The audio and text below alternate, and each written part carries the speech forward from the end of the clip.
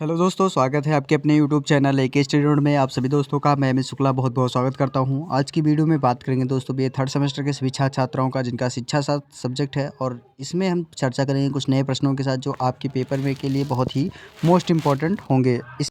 इस प्रश्न से हम चर्चा करेंगे दोस्तों। इसमें आपका बहुविकल्प जो आपका लिखोत्तरी प्रश्न की जो सेक्शन ए के प्रश्न पूछे जाते हैं वो सारे प्रश्न होंगे। तो दोस्तों चैनल में अगर नए हैं तो चैनल को सब लाइक कर दीजिए, सब्सक्राइब कर दीजिए, प्लस में बेल आइकन दबा दीजिए, आने वाले वीडियो का नोटिफिकेशन आप लोग को बिल्कुल मिलता रहे। दोस्तों चर्चा करने वाले हैं फर्स्ट प्रश्न की तरफ, यानी पश्चिमीकरण, यानी कि जो सोशियोलॉजी का सब्जेक्ट है इसमें, यानी समाजशास्त्र में आपको जो प्रश्न आपको देखने को मिलता है सेक्शन ए में, क्या ये प्रश्न सारे आपके पेपर में पूछे जा सकते हैं? जी हाँ दोस्तों, इस तरीके से आपको तैयारी करने होंगे और अच्छे से आपको पढ़ने होंगे। अब पहला प्रश्न दिया गया है इसमें दोस्तों, पश्चिमीकरण। पश्चिमीकरण किसे कहते हैं या पश्चिमीकरण के बारे में समझाइए, क्योंकि प्रश्न आपको इसी तरीके से आपको मिलने वाले हैं और आपको तैयारी भी करने हैं। तो जैसे भी आपको प्रश्न मिलते हैं उसी तरीके यानी उसी तरीके से यानी और अकॉर्डिंग उसी के अकॉर्डिंग आपको ये पेपर को क्लियर करना होगा। तो आई होप आप लोगों को समझ में आएगा। अच्छे से वीडियो को जरूर देखेंगे। अगर चैनल में नए हैं तो वीडियो को लाइक कर दीजिए, चैनल को सब्सक्राइब कर दीजिए और फटाफट एक दूसरे को वीडियो भी शेयर करते रहिए। दोस्तों फर्स्ट इसमें क्वेश्चन की तरफ रुख करते हैं। अब जैसे आता है पश्चिमीकरण। पश्चिमीकरण में आपका जो है दोस्तों, पश्चिमीकरण किसे कहते हैं? पश्चिमीकरण का मतलब क्या होता है? तो साधारण शब्दों में आंसर में लिखेंगे कि साधारण शब्दों में कहा जा सकता है कि पश्चिमीकरण एक प्रक्रिया है। मतलब जो पश्चिम यहाँ पे कहा जा सकता है कि पश्चिमीकरण का मतलब होता है एक प्रक्रिया जिसके परिणाम स्वरूप किसी गैर पश्चिमी समाज की संस्थाएं, ज्ञान, विश्वास तथा मूल्यों में परिवर्तन स्वाभाविक हो जाता है। भारतवर्ष में पश्चिमीकरण का स्पष्ट प्रभाव यहाँ की मूलभूत संस्थाओं पर देखा जा सकता है। Professor M.N.. श्रीनिवास जी ने लिखा है कि 150 वर्षों के अंग्रेजी राज्य के फलस्वरूप, यानी जो प्रोफेसर एम.एन. श्रीनिवास जी ने इसमें लिखा है, कहा है इन्होंने कि 150 वर्षों के अंग्रेजी राज्य के फलस्वरूप भारतीय समाज और संस्कृति में होने वाले परिवर्तनों के लिए अन्यत्र मैंने पश्चिमीकरण शब्द का प्रयोग किया। पश्चिमीकरण का जो शब्द का प्रयोग किया इन्होंने दोस्तों, पश्चिमीकरण का मतलब पहले का जो बीता हुआ चरण होता है या बीता हुआ काल होता है, तो उसी के बारे में आप पुनः विचार करें या उसको हम फिर से एक दोहराएं, तो उसी को पश्चिमीकरण की बात करते हैं।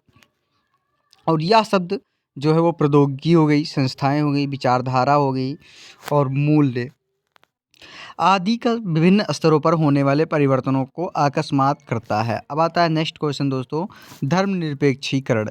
धर्मनिरपेक्षीकरण क्या होता है दोस्तों? आंसर में लिखेंगे, धर्मनिरपेक्षीकरण वह प्रक्रिया है जिसके द्वारा परंपरागत विश्वासों तथा धारणाओं के स्थान पर तार्किक ज्ञान का प्रादुर्भाव होता।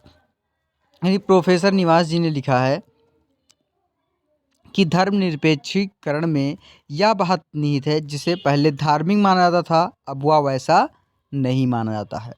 उन्होंने उसका स्पष्टीकरण करते हुए लिखा है कि उसमें विभेदीकरण की एक प्रक्रिया भी निहित है जिसके परिणाम स्वरूप समाज के विभिन्न आर्थिक, राजनीतिक, कानूनी तथा नैतिक पक्ष एक दूसरे के मामले में अधिकाधिक सावधान हो जाते हैं। यानी कि जो एक पक्ष का होता है वो क्या होता है, अधिक से अधिक वो सावधान दिखते हैं। अब आता है नेक्स्ट क्वेश्चन दोस्तों। नेक्स्ट क्वेश्चन है कि भूमंडलीकरण किसे कहते हैं? भूमंडलीकरण किसे कहते हैं?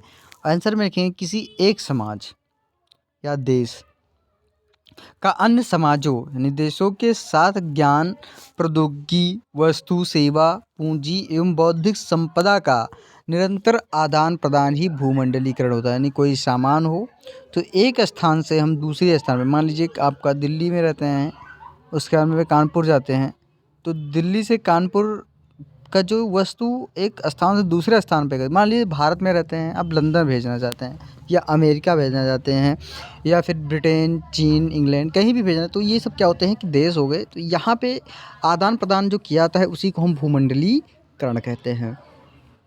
और black belt dictionary of sociology में भी लिखा है कि भूमंडलीकरण वह प्रक्रिया है जिसके अंतर्गत विभिन्न समाजों का सामाजिक जीवन और राजनीतिक एवं व्यापारिक क्षेत्र से लेकर संगीत, वेशभूषा एवं जनसंचार के क्षेत्र तक अंतर्राष्ट्रीय स्तर पर अत्यंत तेजी से प्रभावित हुआ है। उसके बाद फिर नेक्स्ट क्वेश्चन है कि आता है स्थानीयकरण। अब स्थानीयकरण किसे कहते हैं दोस्तों? स्थानीयकरण का मतलब होता है कि स्थानीयकरण किसी बृहत अवधारणा को सीमित भौगोलिक क्षेत्र में स्थानापन्न करने की एक प्रक्रिया है। मैकिम मैरियट जी ने अपने लघु एवं बृहत परंपरा के सिद्धांत में इसका प्रयोग इस अर्थ में किया है कि जब बृहद परंपरा का प्रयोग छोटे क्षेत्र के ऊपर किया जाने लगता है, अर्थात उसे लघु परंपरा के रूप में देखा जाने लगता है, तो उसे हम स्थानीयकरण की प्रक्रिया में व्यक्त किया जाता है।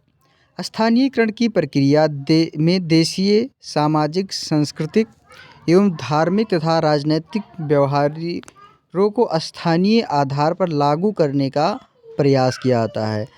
मैकिम मैरियट ने के अनुसार जब बृहद परंपरा के सांस्कृतिक तत्वों की गति नीचे की ओर जाती है, जो सांस्कृतिक तत्वों की जो गति है वो नीचे की ओर आती है और इसके दौरान उनका मूल स्वरूप जो है परिवर्तित होता है, तो वे लघु परंपरा के एक व्यवस्थित भाग की तरह प्रतिष्ठित हो जाती हैं। तो इस प्रक्रिया को स्थानीयकरण या हम कहते हैं, यानी कि इसको हम कहते हैं पैरोचिलेशन कहते हैं। इसको हम कहते हैं पैरोचिलेशन कहते हैं। अब आता है नेक्स्ट क्वेश्चन, तो इसे कहते हैं हम स्थानीयकरण। स्थानीयकरण के बारे में आप लोग को समझ में आया होगा, यानी कि कोई भी क्षेत्र हो और उस क्षेत्र के ऊपर हम काम करने का प्रयास करें, नहीं एक क्षेत्र दूसरे क्षेत्र के ऊपर काम करे, या फिर हम क्या करते हैं कि हम यहाँ से जाके किसी अन्य राज्य में काम करें, जैसे मान लीजिए जो प्रदेश जाते हैं तो वो स्थानीयकरण होता है, तो इसी को हम स्थानीयकरण कहते हैं। अब आता है आपका नेक्स्ट क्वेश्चन। नेक्स्ट क्वेश्चन है कि स्थानीयकरण की विशेषताएं बताइए।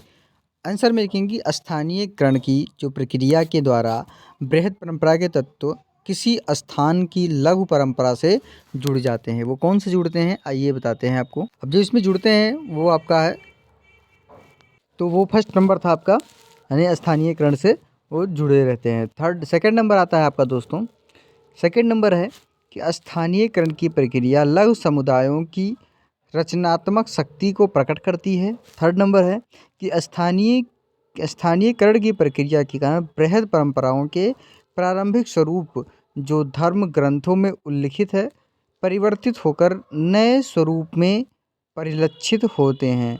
फिर आता है नेक्स्ट क्वेश्चन दोस्तों, सार्वभौमिकीकरण। इसमें आता है कि सार्वभौमिकीकरण प्रक्रिया का प्रथम उल्लेख रॉबर्ट रेडफील्ड और मिल्टन सिंगर ने यानी कि सांस्कृतिक चेतना के प्रसार के संदर्भ में किया है। मैकिम मैरियट ने सार्वभौमिकीकरण का प्रयोग न केवल सांस्कृतिक चेतना अपितु सांस्कृतिक विषय वस्तुओं को आगे बढ़ाने और उससे अधिक विस्तार देने का व्यापक अर्थ में किया है। अब आता है नेक्स्ट पॉइंट कि मैकिम मैरियट ने सार्वभौमिकीकरण होता है, मतलब सार्वभौमिकीकरण का मतलब है जो सार्वभौमिक सत्य हो, यानी उसी के आधार पर हम काम करें,